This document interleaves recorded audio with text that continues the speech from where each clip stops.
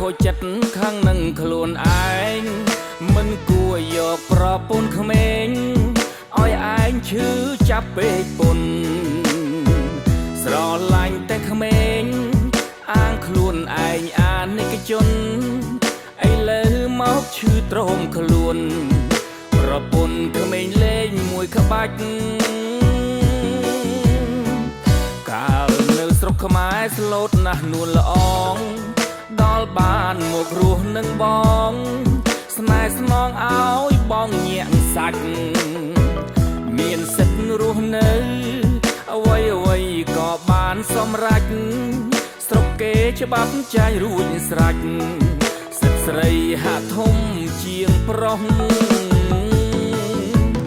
តនពី3ស្រីលែងអាណិតអូនធ្វើតាមចិត្តប្តីចាំងអូនលេងស្រណោះចងចោលរូបបងយកទាំងកូនស្រីកូនប្រុសទុកធ្ងន់ធ្លាក់លើខ្ញុំនោះខាងប្រុសបងឆាលសពតនេះរឿងឈឺផ្សាស្នេហាខុសវ័យកូចាំងចង់ស៊ីស្មៅខ្ចីមានន័យចាំងដោតដល់សួតប្រុងស្រុកក្រៅលឺហើយចាំទុករហូតខ្ញុំឈឺលេលើស្ទើរឈួតលារហូតលាហើយប្រពន្ធក្មេង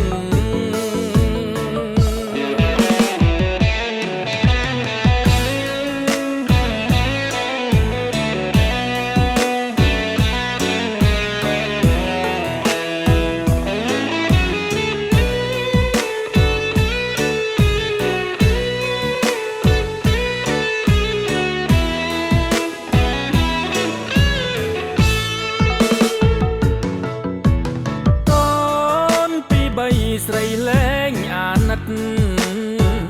អូនធ្វើតាមចិត្តប្តីចាំងអូនលេងស្រណោះចងចោលរូបបងយកទាំងកូនស្រីកូនប្រុសទុកធ្ងន់ធ្លាក់លើខ្ញុំនោះខាងប្រុសបងឆាលសពតនេះរឿងឈឺផ្សាស្នេហាខុសវ័យចាំងចង់ស៊ីស្មៅខ្ចីមានន័យចាំងដោតដល់សួតប្រុងស្រុកក្រៅលឺហើយចាំទុករហូតខ្ញុំឈឺលេលើស្ទើរឈួតលារហូតលាហើយប្រពន្ធក្មេ